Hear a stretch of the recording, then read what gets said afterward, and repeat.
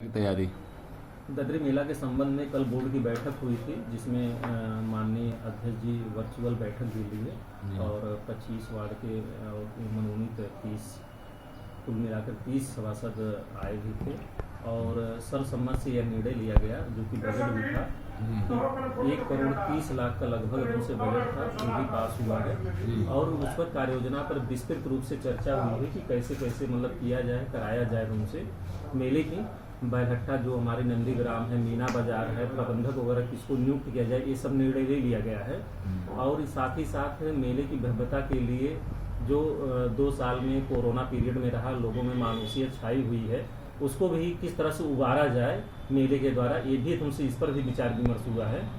मेले में जैसे झूला, सर्कस, ये सब 2 साल से नहीं लग रहे हैं, इसको हम लोग प्राथमिकता के आधार पर जितने भी झूले वाले हैं या सर्कस वाले हैं उनको भी एक शीर्ष प्राथमिकता के आधार पर अच्छी जगह दिए जाए।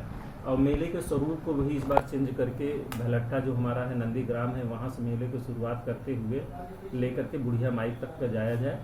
और इसके साथ ही साथ जो कृषि प्रदर्शनी या तुमसे सरकारी प्रदर्शनी है उसको भी स्थान दिया जाएगा। और इस प्रकार पूरी कार्य योजना पर तैयारी हुई, बातचीत हुई, लोगों के बीच में विचार विमर्श हुआ। इसको लेकर के हम लोग काफ़ी उत्साहित हैं और हमारे मेंबर साहब लोग भी उत्साहित हैं। अध्यक्ष महोदय भी वर्चुअल मीटिंग कर चुके हैं और देखिए जिले स्तर पर भी मीटिंग जल्द से जल्द होने की संभावना है, ताकि एक बृहद स्तर पर इसको शासकीय मेला भी घोषित कराने का बार बार प्रयास किया जाता है। पिछली बार बोर्ड बैठक में प्रस्ताव पारित हुआ था, शासन में गया था, लेकिन इस बार तुमसे अगर जनप्रतिनिधि वगैरह कुछ विशेष करेंगे तो हो सकता है कि हो जाए, शासकीय मेला घोषित हो जाए। राजकीय मेला अगर घोषित हो जाता है तो इससे एक नया बजट हमको मिलेगा और काफ़ी सुविधाएं मिलेंगी।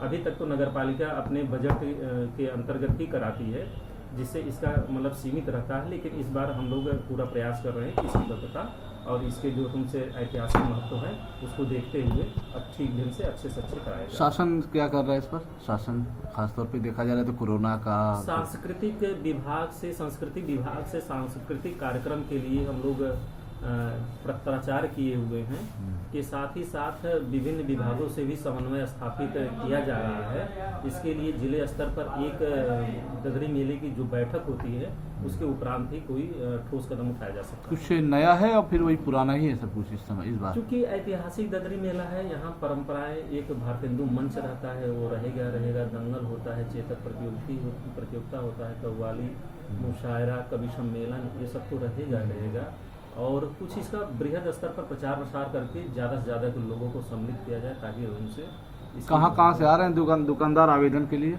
अभी तक तो हमारे यहाँ सर्कस झूले के लिए प्रतापगढ़ से आए हुए हैं, रांची से आए हुए हैं, इस तरह का भी झूले मनोरंजन के जो तुमसे खेल वगैरह रहते हैं वो सब आ रहे हैं। और इसके साथ साथ दुकान भी तुमसे बाहर से आ रहे हैं। अब ये सूचना नहीं मिल पाई कहाँ से आ रहे हैं, जो हमारे परंपरागत है वो तो आएंगे और नए लोग को भी हम इन्वाइट करते हैं। एक समस्या हर साल आती है, उस समस्या को लेकर आप भी परेशान रहते हैं, खासतौर पर लोग भी परेशान रहते हैं। जमीन नहीं मिलती है कुछ दुकानदारों को, लोकल लोग उस पर हावी होते हैं, क्या है ये?